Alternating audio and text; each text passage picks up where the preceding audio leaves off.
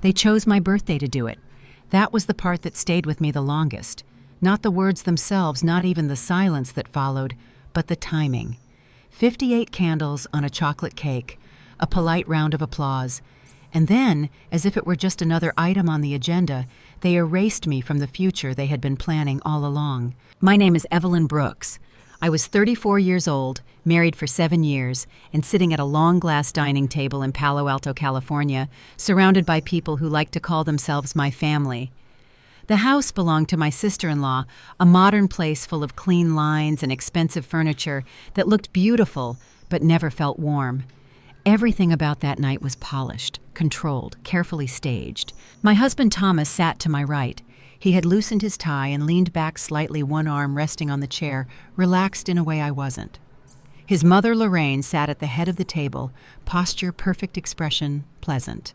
His brother and sister flanked her like bookends, already aligned, already certain of where they belonged. I had learned over the years that seating arrangements in this family were never accidental. Dinner passed with small talk, work updates, travel plans, comments about the weather. I smiled when expected, laughed softly at jokes that weren't funny, and accepted compliments on my dress. I had done this many times before. I was good at it. Being agreeable had become second nature. When the plates were cleared and the cake brought out, I allowed myself a brief moment of ease. Birthdays had always felt neutral to me in this family. They weren't affectionate, but they weren't hostile either. Just another obligation, another performance. I blew out the candles to polite applause and made a wish I didn't even remember seconds later. That was when Lorraine cleared her throat. "Evelyn," she said, her voice smooth, almost gentle. "Before we finish the evening, there's something we think it's important to discuss." The air shifted. I felt it immediately. Thomas's knee, which had been lightly touching mine under the table, pulled away. He knew. I realized that before he even looked down. Lorraine folded her napkin with care. "We've been reviewing our estate plans, the trust, the company structure." I waited. I didn't interrupt. Years of experience had taught me that speaking too soon in this family only made things worse. With the business growing the way it has, she continued, "Clarity matters." Clarity. That word again. It always appeared before something unpleasant. "We want you to understand," she said, meeting my eyes directly, now that the family company will remain within the bloodline. I felt my pulse in my ears. "I'm not sure what you mean." She didn't hesitate. "You won't be involved. Not now. Not in the future." The room stayed quiet. No one rushed to soften it. No one objected. "You mean I won't inherit anything?" I said, slowly choosing each word. "That's correct," she replied. "This isn't personal. It's policy." I turned to Thomas. "Is that what you believe too?" He swallowed. "It's just how my family works. Just how my family works." As if tradition were an excuse rather than a choice. "And if something happens to you," I asked him what happens to me. Lorraine answered before he could. "You'll be provided for appropriately." Appropriately. Not securely, not equally, appropriately. I smiled then, not because I felt calm, but because something inside me had gone very still. "Thank you for being honest," I said. My sister-in-law laughed softly. "You're taking this well." "I always do," I replied. What none of them noticed was the shift that had already taken place, the moment when shock gave way to understanding. Because as I sat there nodding politely, I realized something that changed everything. They believed I was powerless. They believed the company was theirs alone. And they had no idea that for the past 2 years, I had been quietly fixing a problem buried deep inside that business. A problem they didn't know existed. A problem that without me would resurface. The moment they told me I would get nothing was the moment I stopped protecting them from it. I didn't confront anyone that night. I finished my cake. I thanked Lorraine for hosting. I hugged my sister-in-law goodbye. In the car, Thomas kept his eyes on the road, hands tight on the steering wheel, as if focus alone could undo what had just happened. The silence between us wasn't awkward. It was revealing. Silence I was beginning to understand was his native language. At home, he poured himself a drink and stood by the window, staring out at the dark backyard, like answers might be hiding there. I took off my shoes, placed my purse on the counter, and waited. I had spent years waiting for him to speak first. That night, I decided not to rescue him from his own discomfort. "They didn't mean it the way it sounded," he finally said. "They meant it exactly the way it sounded," I replied. He exhaled sharply. "It's just business, old rules." "They weren't talking about business," I said. "They were talking about me." He turned toward me, then frustration rising. "Why does it matter? We're fine. We don't need their money. That word again. We. Spoken easily, carelessly, as if we were still aligned. I looked at him. Really looked at him.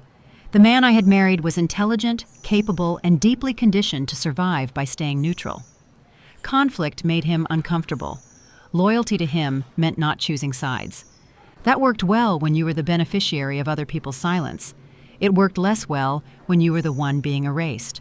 "Did you know?" I asked quietly before tonight. He hesitated. Not long, just long enough. "They mentioned it before," he said, "in general terms. And you didn't think I deserved to hear it from you. I didn't want to upset you." I almost laughed. "You let them do it instead." He didn't answer. That night, I lay awake beside him, staring at the ceiling, listening to his breathing, even out, as sleep claimed him quickly and without effort. I thought about the early days of our marriage, the way he had leaned on me when the company struggled, the late nights I spent reviewing contracts, fixing spreadsheets, identifying inefficiencies he didn't have the patience to address. I wasn't an official employee. I wasn't on payroll. I was just helpful, reliable, invisible.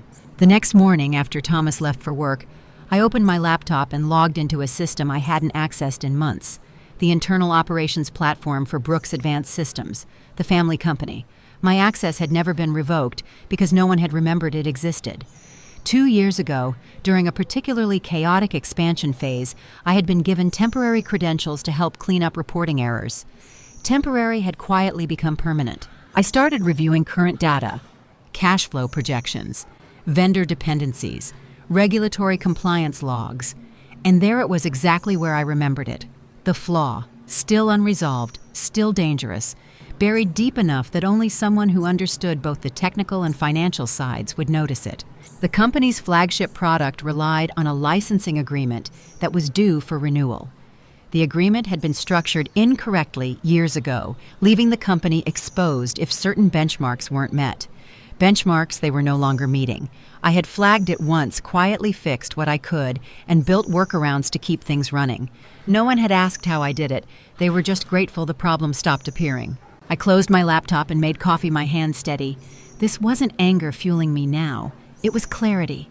If I was excluded from their future, then my obligation to protect it had ended. Over the following weeks, I watched carefully. Thomas worked longer hours. Lorraine called more often, her tone falsely warm. My sister-in-law made pointed comments about loyalty at family gatherings. I responded politely to everything. I documented nothing. Not yet. One afternoon, Thomas mentioned they were planning a restructuring. New investors. Accelerated timelines. "It's exciting," he said, trying to sound confident.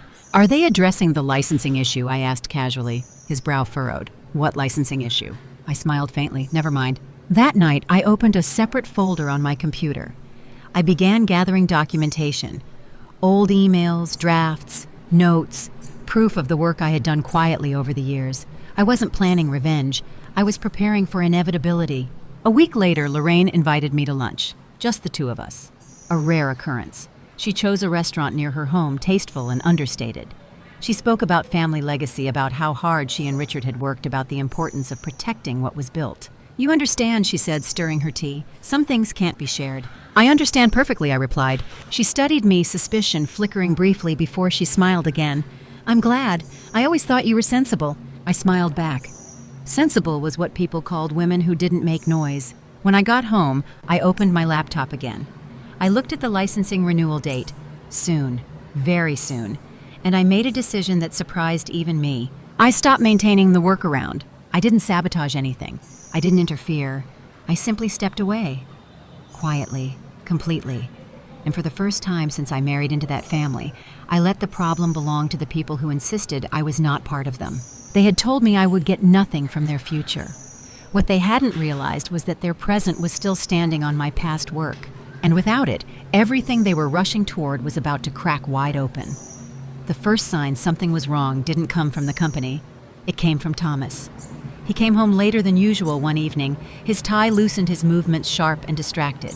He barely looked at me as he dropped his keys on the counter and went straight for the fridge. "Long day," he said, not really to me. I watched him carefully. "Everything okay?" He hesitated, just a fraction of a second. "Yeah, just busy." Busy had become his default answer. It was also a lie. 2 days later, Lorraine called.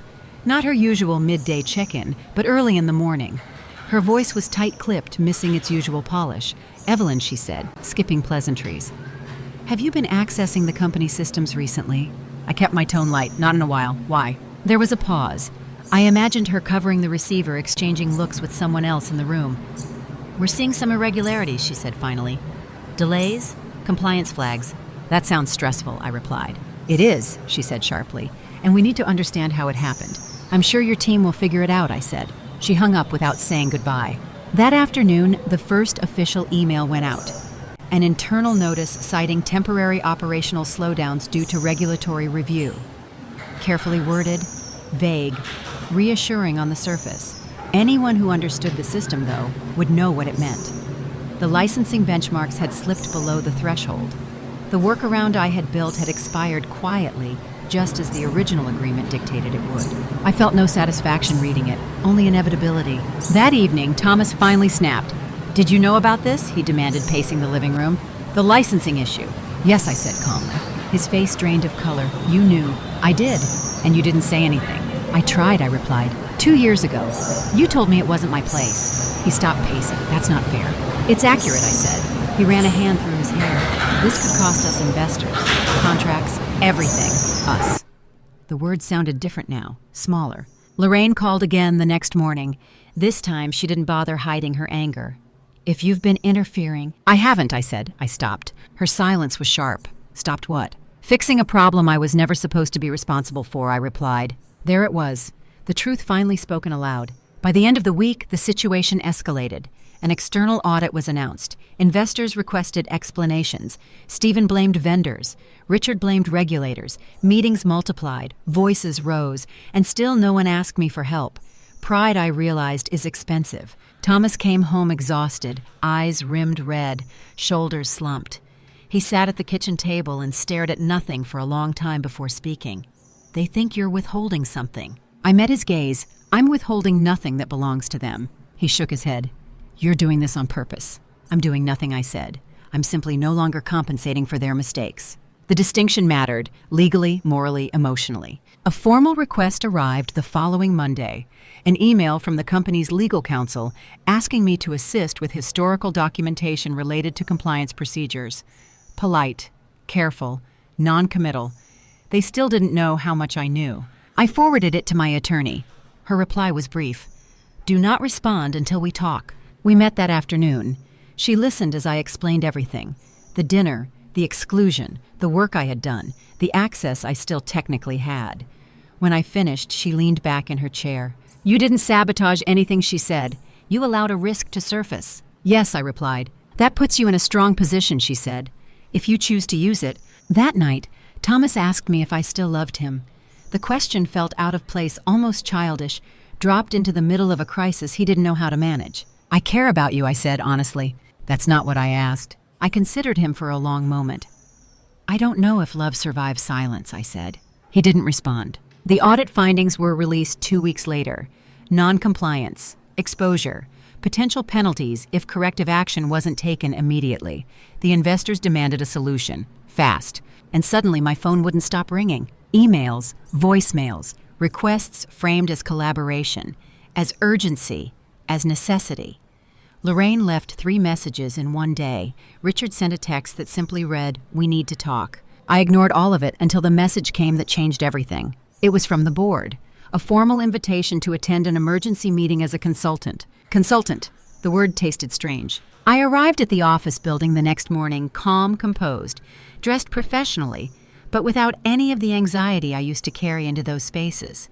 Lorraine looked at me like she didn't recognize me. Stephen wouldn't meet my eyes.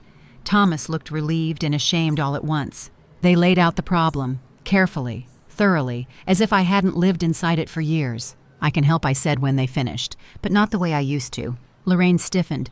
"What do you mean?" I said evenly, "I won't work for free. I won't work invisibly. And I won't work without protections." Silence filled the room. "For years," I continued, "you were comfortable benefiting from my labor while denying my place. That arrangement is no longer available." Richard spoke at last. "What are you asking?" I met his gaze. Recognition, authority, and a role that reflects the reality of what I contribute. Stephen scoffed. "You think you have leverage?" I didn't raise my voice. "You called this meeting," I said. They asked for time. Of course they did. As I left the building, my phone buzzed. A text from Thomas. Please don't do this. I typed back a single sentence. I already am. Because the truth had finally surfaced, and with it the balance of power had shifted. They could pretend this was about compliance, about audits, about money, but we all knew what it really was about. They had tried to erase me, and now they needed me to save them. They called the emergency meeting a pause, not a negotiation. That was deliberate. A pause suggests control. A negotiation admits need. I left the building knowing exactly which one it really was. By the time I reached the parking garage, my phone vibrated again. This time it was Lorraine. I let it ring. At home, Thomas sat on the couch, elbows on his knees, staring at the floor. He looked smaller somehow, like the air had been let out of him. They're panicking, he said, without looking up. Investors are asking questions they can't answer. They should have answered them years ago, I said. They think you planned this, he said. I planned to stop covering for them, I replied. There's a difference. He looked up, then eyes glassy. You're going to destroy my family. I took a breath. Your family made a decision about me. I respected it. That's not fair. Fairness was never the standard, I said. Control was. He stood and paced. They're offering you a consulting contract, short-term, generous. I waited. With an NDA, he added, and no formal authority. I nodded, so nothing changes. They're trying to fix things, he insisted. They're trying to fix the problem without changing the structure that caused it, I said. That never works. That night I didn't sleep much. Not because I was anxious, but because my mind was clear and busy in a way it hadn't been in years. I listed what I knew, what I could prove, what I wanted. I wasn't interested in punishment. I was interested in alignment. If I was going to be involved, it would be on terms that matched reality. The next morning, I sent a single email to the board chair. Thank you for the invitation. I am willing to help under the following conditions. I attached a concise document my attorney and I had prepared overnight. Title: Authority over Compliance and Licensing, Direct Reporting Line, Compensation reflective of market value, Legal Protections, No ambiguity. The response came within an hour. We need to discuss. The discussion lasted 3 hours. Voices stayed calm. Language stayed professional. Lorraine spoke carefully, choosing words like collaboration and trust. Stephen pushed back, questioning scope. Richard asked about optics.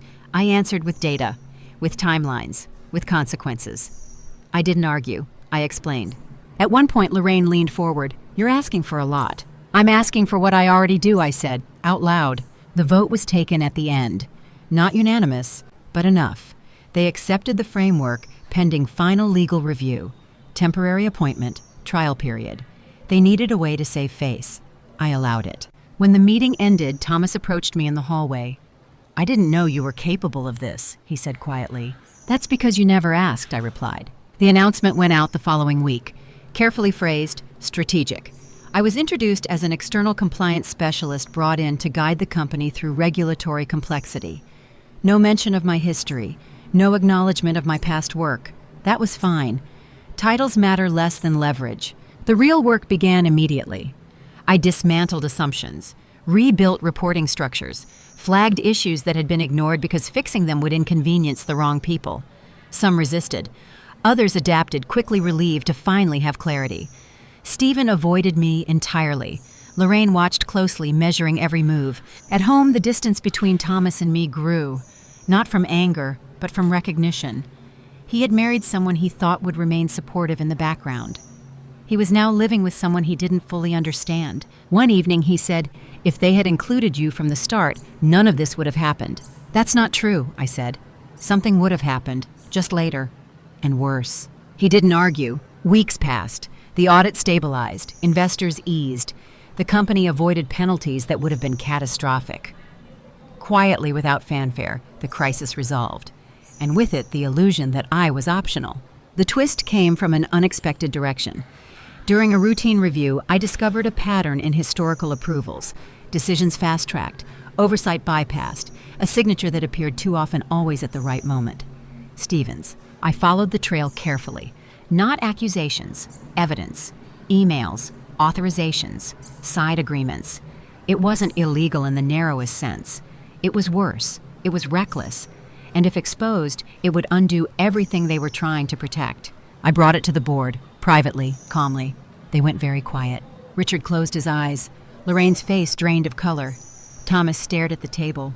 "This can't go forward," the chair said finally. "It already has," I replied. "For years." Stephen was removed from operational authority the next day, publicly framed as a restructuring, internally understood as containment. He didn't speak to me after that. He didn't have to. The message was clear. That night, Thomas asked me if there was any way back for us. I thought about it longer than he expected. "I don't know how to be married to someone who only sees my value in a crisis," I said. He nodded, tears in his eyes. I was afraid of choosing. And now I said gently, "The choice has been made anyway." The truth settled in quietly, the same way it always does. They had tried to exclude me to preserve their power. In doing so, they had revealed the very weakness they needed me to fix. And once seen, it could never be unseen. I went to bed that night knowing something fundamental had shifted. Not just in the company, in me. Because leverage isn't about revenge. It's about reality catching up. And it finally had. Once the immediate crisis passed, the atmosphere changed. Urgency gave way to calculation. People who had spoken too freely during the panic became careful again, measuring every word, every look. The company was stabilizing, and with stability came a quiet question no one wanted to ask out loud. What happens when she's no longer needed? I knew the signs. Meetings scheduled without me, then added back at the last minute. Emails where my name was included in the thread, but my input wasn't requested. Compliments framed as gratitude instead of respect. They were testing the edges, seeing how much they could retreat without everything collapsing again. At home, Thomas tried to pretend we were returning to normal. He cooked dinner, once an awkward attempt at tenderness, and asked if I wanted to plan a weekend away. I watched him carefully, realizing how deeply his sense of safety was tied to everything going back to how it had been. He didn't want resolution. He wanted restoration. "I don't think there is a normal to go back to," I told him. He frowned. "Why do you always have to make things bigger than they are?" "Because they are bigger," I replied. "They always were." The board scheduled a strategic review session at the end of the quarter. Officially, it was about future-proofing. Unofficially, it was about deciding whether my role would remain temporary or become structural. I could feel the tension around it, the careful politeness that masked competing agendas. In preparation, I reviewed everything. Not just compliance and licensing, but governance history, internal voting patterns, conflict resolution records. That was when I noticed something that didn't fit. A clause in the original trust documents governing the company's voting rights.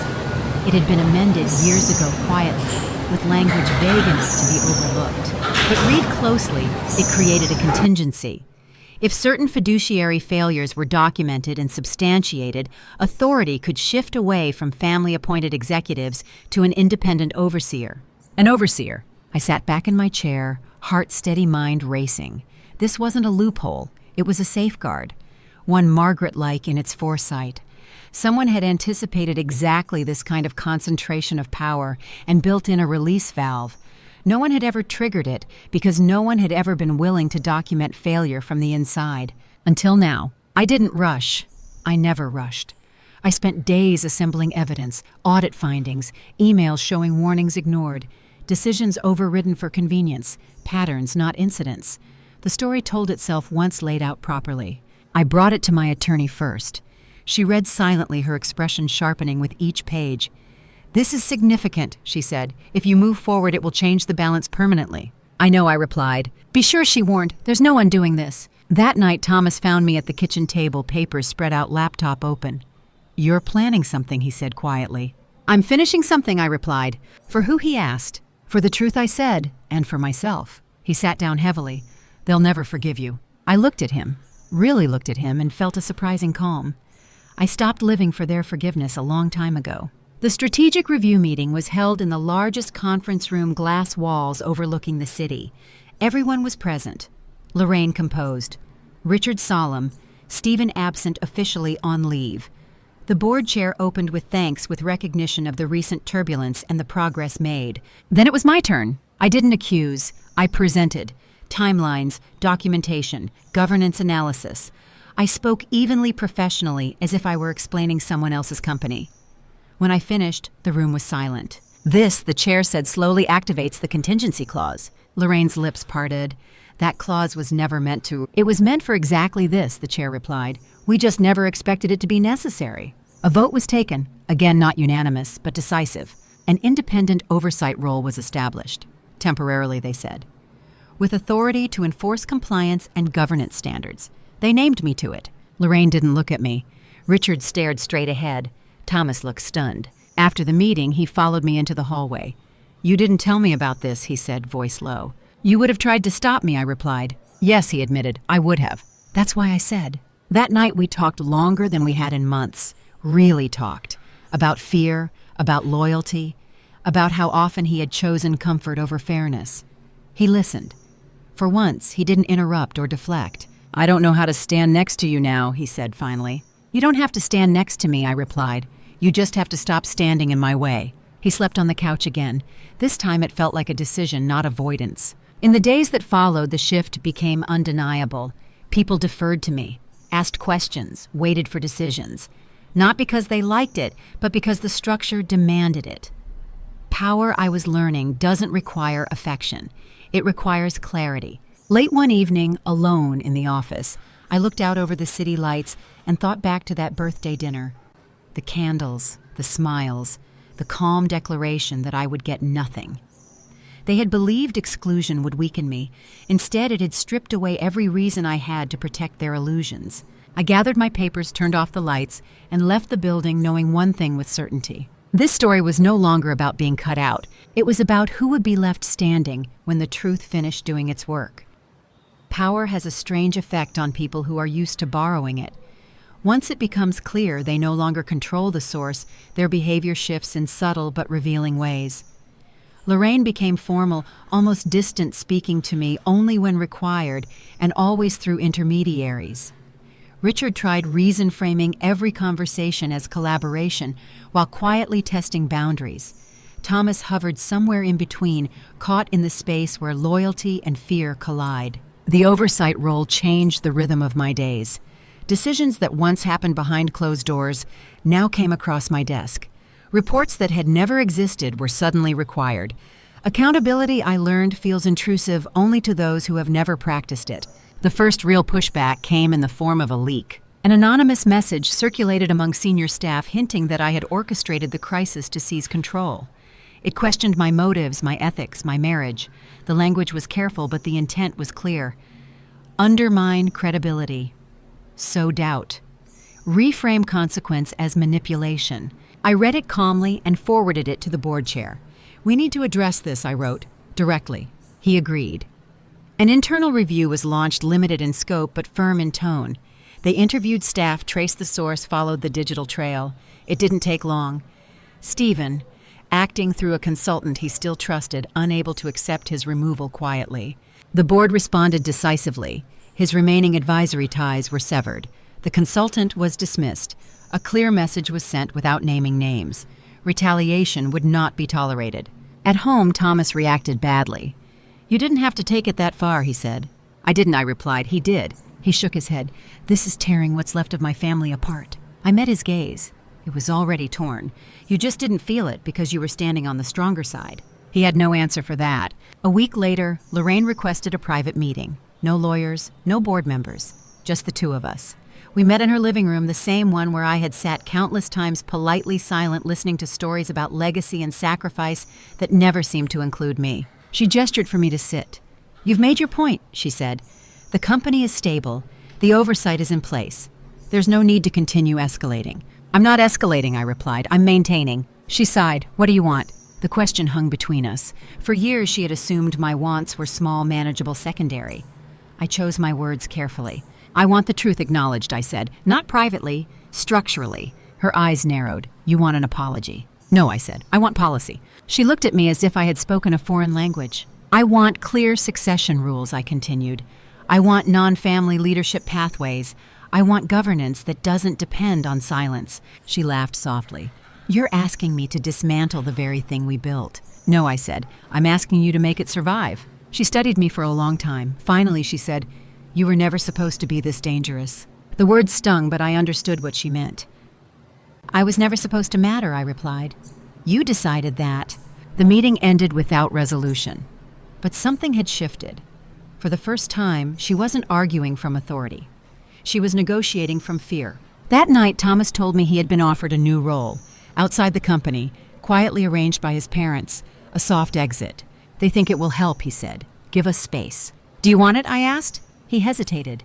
I don't know who I am without them. I nodded. That's something only you can figure out. The next morning, I received an email from the board chair. They wanted to formalize the oversight role into a permanent position. Chief Governance Officer, full authority, full accountability. I read the email twice, then once more. Accepting would mean cementing my place. Declining would mean stepping away with my principles intact, but my leverage gone. It was a real choice, the kind I hadn't been offered before. I met my attorney that afternoon. She listened, then said, "This isn't about revenge anymore." "I know," I replied. "It's about authorship," she said. "Do you want to write the next chapter from inside or outside?" That evening, Thomas and I sat across from each other at the kitchen table. No anger, no accusation, just honesty. "If I take this," I said, "our marriage will change permanently." He nodded. "It already has. And if I don't," I added, "I'll always wonder what I gave up to keep things comfortable." He looked at me with a sadness that felt sincere. "I don't want you to shrink for me." That was the closest he had ever come to understanding. I accepted the role the next morning. The announcement was measured professional, undeniable. Markets responded positively. Staff exhaled. Lorraine said nothing.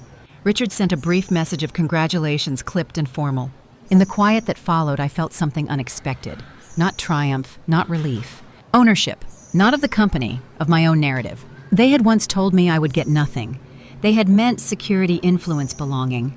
What they hadn't realized was that by denying me those things, they had forced me to build something stronger in their absence. A position no one could quietly take away, and a voice no one could ever ignore again. The announcement settled like fog. Not thick, not dramatic, just everywhere. People adjusted their language around me. They paused before speaking, corrected themselves mid-sentence, checked calendars twice. Authority doesn't always announce itself with applause. Sometimes it arrives as hesitation. I moved into the new role without ceremony. No office relocation, no grand introduction. I kept the same desk, the same routines, the same quiet hours early in the morning when the building was mostly empty. I wanted the work to speak before I did. That decision paid off faster than I expected. Within days, reports began surfacing that had never reached senior leadership before. Minor conflicts, deferred risks, quiet settlements that added up to something larger. Nothing illegal on its own, everything corrosive together. The pattern was clear. This company hadn't been reckless by accident. It had been permissive by design. I instituted changes that felt obvious to anyone outside the family bubble. Independent review panels, mandatory escalation thresholds, clear separation between ownership influence and operational decisions. Each policy was reasonable. Each one also removed a lever someone had once pulled without scrutiny. Resistance came quietly, not in meetings but in missed deadlines, selective compliance, subtle delays, people testing whether the structure was real or symbolic. I responded with consistency, follow-ups, written reminders, consequences applied evenly. The message spread faster than any announcement could have. At home, the atmosphere with Thomas shifted again. He accepted the external role his parents had arranged, though not with enthusiasm. He started coming home earlier, quieter, as if distance from the company had stripped away a layer of identity he hadn't realized he depended on. One evening, he said, "I don't know what I'm for anymore." I set down my glass. "You're not for anyone," I said gently. "You're supposed to be for yourself." He stared at the table. I don't know how. That honesty landed differently than his earlier defensiveness. For the first time, I saw him not as someone choosing silence, but as someone afraid of what speaking might cost him. Understanding that didn't erase the damage, but it softened its edges. The twist I hadn't anticipated came from outside the family. A whistleblower. An email arrived late one night from an address I didn't recognize. No greeting, no explanation, just a sentence and an attachment. "I think you should see this before they bury it." The attachment was a set of internal communications between senior executives and a third-party intermediary. Years old, carefully worded. They revealed a strategy to manage regulatory exposure by delaying disclosures until after specific financing rounds. It wasn't overt fraud. It was strategic omission, the kind that lives in gray areas until someone turns on a light. I sat very still as I read. This went beyond Stephen, beyond individual recklessness. This was cultural, and it predated my marriage. I looped in legal counsel and the board chair immediately. We convened a confidential session the next morning, The evidence was strong, corroborated by timelines I already knew too well. "This changes things," the chair said quietly. "Yes," I replied, "it does." We faced a choice: quiet remediation or full disclosure. The former would protect reputations. The latter would protect the company long term. It would also expose people who had spent decades avoiding accountability. The vote was tense, split, not on facts, but on fear. I spoke last. "If we choose quiet," I said, "we are deciding who this company belongs to. If we choose disclosure, we are deciding what it stands for." The decision landed where it needed to. Full disclosure, regulatory self-reporting, independent oversight expanded, pain now, stability later. The fallout was immediate. Media inquiries, analyst questions. Lorraine called for the first time in weeks. "You've put us all at risk," she said, voice shaking. "No," I replied. "I refuse to lie for you. You could have handled this internally. Internally is how we got here." She was quiet for a long moment. "You enjoy this," she said finally. I closed my eyes. "I don't," I said. "I endure it." The company weathered the storm. Stock dipped, then recovered. Investors appreciated transparency. Regulators acknowledged cooperation. Several executives resigned quietly. Others stayed chastened. The culture shifted not because it wanted to, but because it had to. At home, Thomas watched it all unfold with a mix of awe and grief. "You changed everything," he said one night. "I changed what I was responsible for," I replied. The rest followed. He nodded slowly. "I don't think I can be married to someone like this." I met his eyes. "Someone honest. Someone unafraid," he corrected. We sat with that truth for a long time.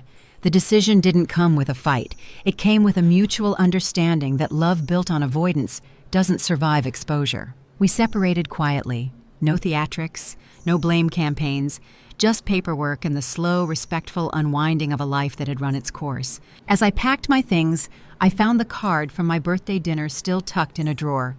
58 candles printed on the front. A polite message inside. I held it for a moment, then threw it away. The next board meeting opened with a simple acknowledgement. "We are stronger than we were," the chair said. I looked around the room, at faces no longer certain of entitlement, at systems no longer dependent on silence, at a future that would outlast any single family. They had once told me I would get nothing. They were right about one thing. I didn't get what they thought mattered. I got the chance to decide what mattered next.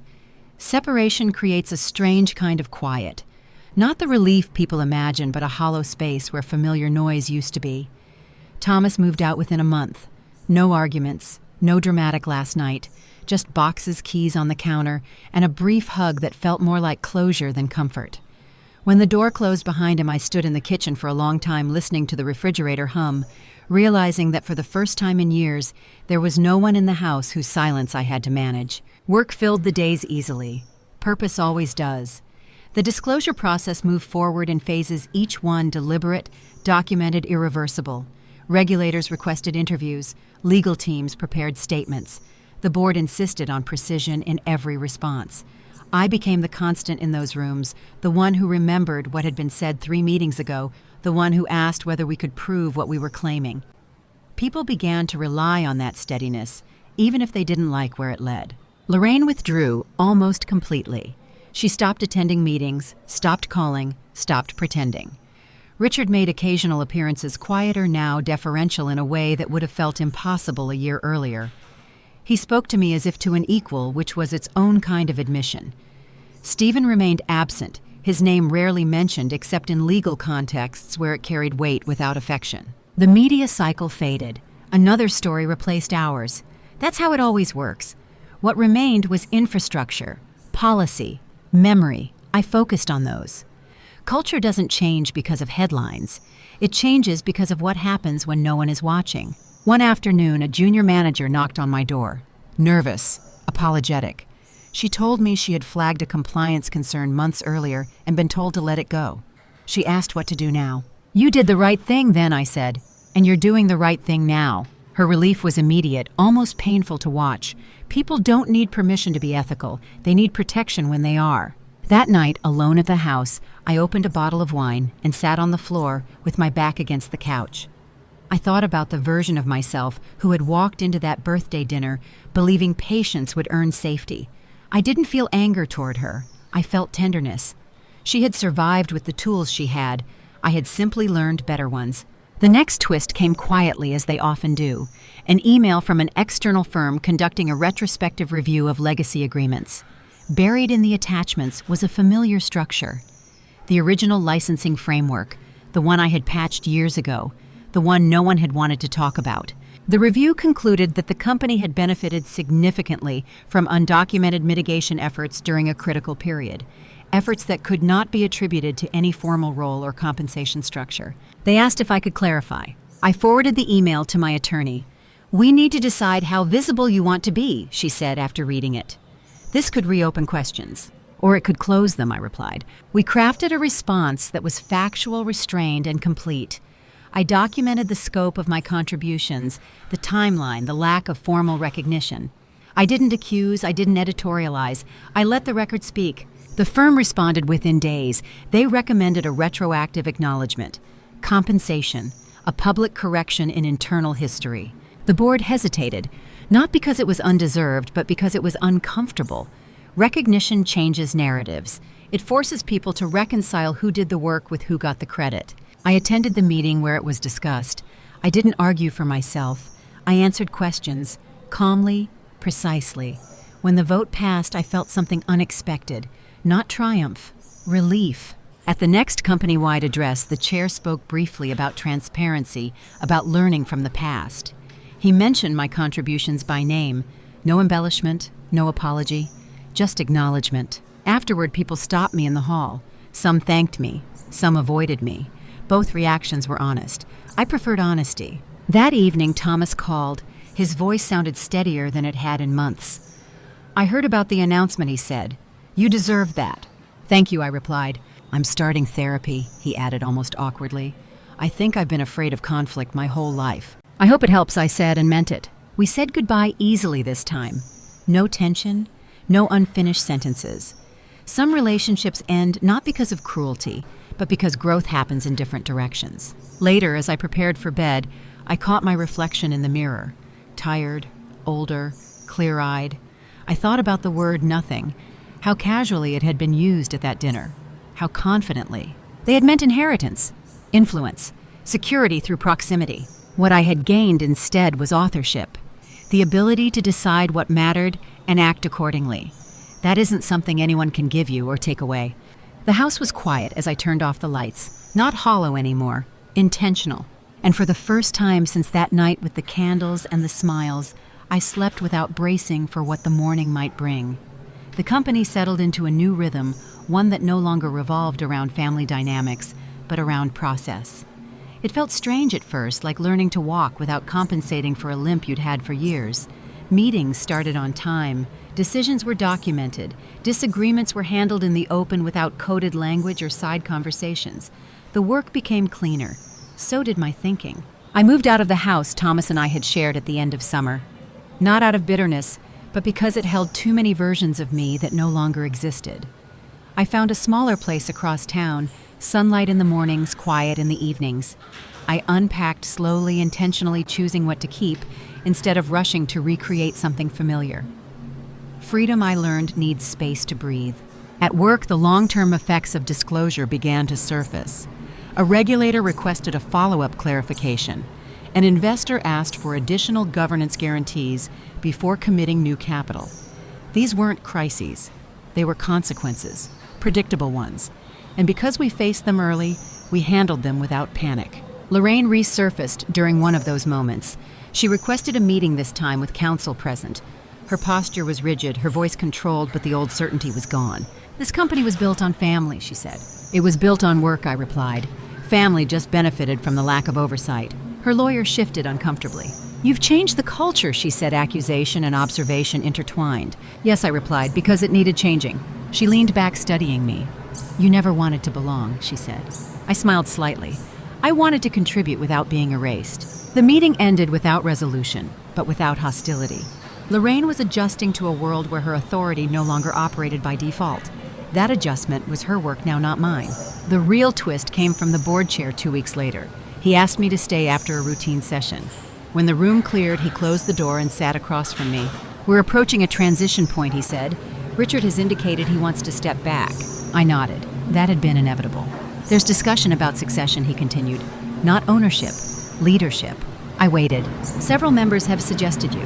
The words hung there heavier than anything that had come before. I'm not family, I said. That may be the point, he replied. I asked for time. Not because I was unsure of my capability, but because I understood what acceptance would mean. Visibility, responsibility. No plausible deniability left. This wouldn't be leverage anymore. It would be stewardship. That night, I walked through my new neighborhood, the air cool, the streets quiet. I thought about power, how it shifts shape as you grow into it. At first, it looks like defense, then leverage. Eventually, if you're careful, it becomes responsibility. Thomas texted while I was out. Just a line, heard about Richard. If you take it, you'll be great. I didn't respond right away. Instead, I went home and opened my laptop. I reviewed the company's original mission statement written decades earlier. Stripped of family mythology, it was simple. Build something durable. Don't lie to yourself. Don't hide from risk. I slept on it, deeply. When morning came, my answer was clear. I accepted. The announcement was internal first, measured, unemotional, a transition plan, a timeline, no fanfare. Some were relieved, some were uneasy. No one was surprised. Richard called that evening. His voice was tired. I never expected this, he said. Neither did I replied. You did what I couldn't, he admitted. You looked at the whole thing without needing it to protect you. That's because it never did, I said. He sighed. I hope you know what you're taking on. I do, I replied, and I'm choosing it. The following weeks were intense. Planning sessions, one-on-ones, long conversations about values that had never been articulated because they were assumed. I listened more than I spoke. Authority, I was learning again, isn't about direction alone. It's about containment, making space for truth without letting it fracture everything. On the day the transition became official, I arrived early. The building was quiet. I stood in the lobby for a moment, remembering the first time I'd walked in years ago, invisible and helpful, unsure of my place. I felt no anger toward that memory, only distance. They had once told me I would get nothing. No inheritance, no place, no future stake. They were wrong in the most important way. I hadn't taken anything from them. I had built something they could no longer deny. And for the first time, the future unfolding in front of me felt entirely, unmistakably my own. Leadership doesn't feel like arrival. It feels like exposure. The morning I stepped into the role, there were no congratulations waiting on my desk, no ceremonial welcome, just a calendar full of meetings and a silence that carried expectation. People were watching, not for what I said, but for what I tolerated. I started by changing nothing. That unsettled them more than sweeping reforms would have. I listened. I asked questions that sounded simple and landed heavy. Who owns this decision? Where does this report go when no one wants to read it? What happens if we miss this target again? The answers revealed habits. Habits revealed values. Values revealed fault lines. Some people rose quickly. They had been waiting for a structure that didn't punish honesty. Others resisted in quieter ways. Meetings ran long. Details were withheld. Requests were framed as emergencies to test whether I would bypass process. I didn't. Consistency became my language. The first real test came with a proposed acquisition. On paper, it was attractive. Market share, talent, speed. Underneath it carried familiar risks, deferred liabilities, cultural shortcuts. The kind of deal that looks brilliant until it isn't. I asked for a full diligence review. Lorraine's old allies bristled. We'll lose the window, they said. This is how deals get done. I nodded and kept the review in place. We lost the deal. 2 months later, the target imploded under scrutiny from another buyer. The room was quiet when the news broke. Not celebratory, reflective. The message didn't need repeating. At home, my life simplified. I stopped explaining myself to people who wanted reassurance more than truth. I cooked when I felt like it. I read before bed. I ran in the mornings. Small acts of self-trust added up. The space Thomas left behind filled with routine, not regret. He called once late after a difficult session with his therapist.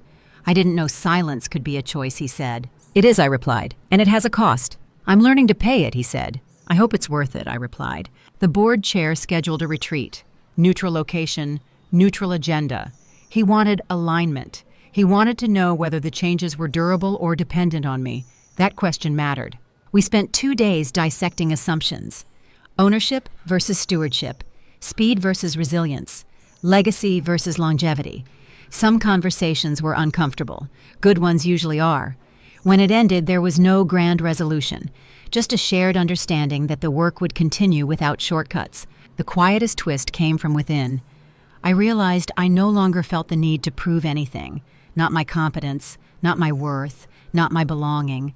That urge had powered me through the early stages. Letting it go felt like shedding armor after a long war. Late one evening alone in the office, I found an old photo tucked into a file, a company picnic from years before. I stood at the edge of the frame, smiling politely, half turned toward the camera. Present but peripheral. I studied it for a moment, then placed it back where it belonged. History doesn't need erasing to lose its hold. The next morning, I sent a brief note to the company. Not an announcement, a reminder. Our work is to make decisions we won't have to hide later. That's it. No flourish. Responses trickled in, some thoughtful, some cautious, some relieved. I walked out of the building at dusk, the city lights coming on one by one. The future felt demanding but honest. I welcomed that. They had once told me I would get nothing. They had been certain, comfortable, wrong. What I had gained wasn't theirs to give. It was the ability to stand in responsibility without asking permission, to choose transparency over convenience, to lead without borrowing someone else's certainty. And that I knew was enough to carry whatever came next. The longer you sit in responsibility, the clearer the patterns become. Not just in systems, but in people. Who adapts? Who resists? Who waits for the old rules to quietly return? I learned to read those signals the way I once read silence at family dinners. The skill transferred easily. The stakes were different. The first quarterly review under my leadership was uneventful on the surface. Numbers steady, risks documented, no surprises. That alone felt radical. When nothing needs explaining, it means the work is finally visible. The board nodded through the presentation, asking fewer questions than before. Trust was forming not because they liked me, but because the structure worked. Afterward, one of the longest-serving directors pulled me aside. "You know," he said, "this is the first time I've felt we could survive a leadership change without panic." I thanked him and meant it. Durability had always been the point. Outside the company, the echoes of the past faded further. Lorraine moved to a smaller place closer to her sister. Richard retired fully, sending a brief note wishing me well. Stephen remained a rumor more than a presence. I wished them all peace in the abstract way you do when distance has done its job. Thomas and I met for coffee once, intentionally neutral ground. He looked healthier, less tense. We talked about ordinary things, books, weather, work. Near the end, he said, "I used to think love meant keeping things calm. And now I think it means telling the truth early," he said. "Even if it costs you." I nodded. Growth doesn't always arrive in time to save a relationship. Sometimes it just makes the ending cleaner. The final test came quietly, as the most important ones do. An internal report flagged a minor issue, small enough to ignore, expensive enough to fix. The old instinct would have been to defer to revisit later when timing was better. I felt that instinct flicker, recognized it, and let it pass. We fixed it. The message that sent traveled farther than any speech could have. This is who we are now. One evening, alone in my new place, I cooked dinner and ate at the table by the window. No performance, no audience, just the sound of the city settling into night. I thought about the woman I had been at that birthday dinner, smiling through exclusion, believing patience was protection. I wished I could tell her this. Nothing they threaten to withhold is worth the cost of shrinking. Belonging that requires erasure is not belonging at all. I didn't feel anger anymore, or triumph, just steadiness, the kind that comes when your life finally aligns with your values. Tomorrow would bring new problems. It always does. But they would be real ones. Named, faced, shared. They had once told me I would get nothing, and in a narrow sense they were right. I didn't get what they thought mattered. I got something better. I got to choose what mattered. The anniversary arrived without warning. No calendar reminder, no knot in my stomach. I only realized what day it was when I passed a bakery on my way home and saw a chocolate cake in the window, candles arranged neatly on top. For a moment, I stood there on the sidewalk watching people move past me and remembered another cake, another table, another version of myself who had believed that staying pleasant was the same as being safe. I kept walking. That evening, I cooked a simple meal and ate alone, not out of loneliness, but out of choice. Solitude feels different when it isn't imposed. It feels like ownership. I poured a glass of wine and sat by the window, the city lights blinking on one by one, each apartment holding its own quiet story. Somewhere families were having dinner. Somewhere, someone was being told to know their place. I hoped they would learn faster than I had. The company continued to move forward steadily without drama. No one spoke about legacy anymore. They spoke about sustainability, about transparency, about what would happen when none of us were in the room. That shift mattered more than any title I held. It meant the system could outlast personalities, including mine. At the final board meeting of the year, the chair thanked me for guiding us through a necessary transformation. I accepted the words politely and redirected the credit where it belonged. To the people who had chosen honesty when it became safe to do so, to the structures that made silence harder. Leadership, I had learned, isn't about being indispensable. It's about making yourself unnecessary. After the meeting, I lingered alone in the conference room. The chairs pushed in, the table cleared, reflections of the city shimmering in the glass walls. I thought about the path that had led me here, not just the betrayals and the conflict, but the smaller moments, the nights I stayed quiet to keep peace, the work I did without recognition, the instinct to minimize myself so others wouldn't feel threatened. That instinct was gone now. They had once told me I would get nothing. They had said it calmly, confidently, as if they were stating a fact of nature. What they hadn't understood was that nothing is a beginning, not an end. When you are stripped of expectation, you are also stripped of obligation. You are free to decide who you are without negotiating it. I left the building and walked home instead of taking a car. The air was cool, the streets familiar. My life felt grounded in a way it never had before. Not impressive, not dramatic, just solid. Later that night, before bed, I wrote a single sentence in a notebook I now kept by my desk. Not a resolution, not a reminder, just a truth I wanted to carry forward. I will never stay where my presence is treated as optional, but my labor is not. If you're hearing this story and something in it feels uncomfortably familiar, take that seriously. Silence is not peace. Patience is not protection. And being told you will get nothing is sometimes the clearest sign that it's time to stop giving everything. If this story resonated with you, take a moment to like the video, share your thoughts in the comments, and subscribe for more stories about truth, accountability, and what happens when quiet people finally choose themselves. Some endings are not about revenge. They're about standing up, walking away, and realizing you were never empty-handed at all.